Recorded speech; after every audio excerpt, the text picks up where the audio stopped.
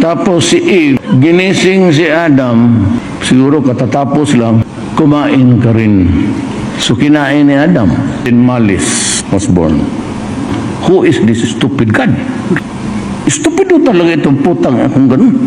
You created something perfect, and then you think of an event that would tempt and destroy the quality of your work. How can you rationalize a God?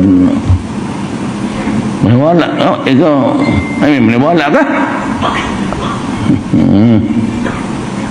Kaya nga sabi ko, maniwala niyang. So tayo ngayon, all of us are born with an original sin. Ang original sin, ano man yan? Was it the first kiss? O what was the seed? Bakit original? Nasa womb ka pa, may kasalanan ka na.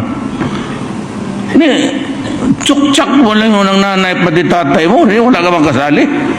Tapos ngayon, may original sin ka. Panginang klase. Anong klaseng reliyon yan? Ayan ang hindi ko matanggap.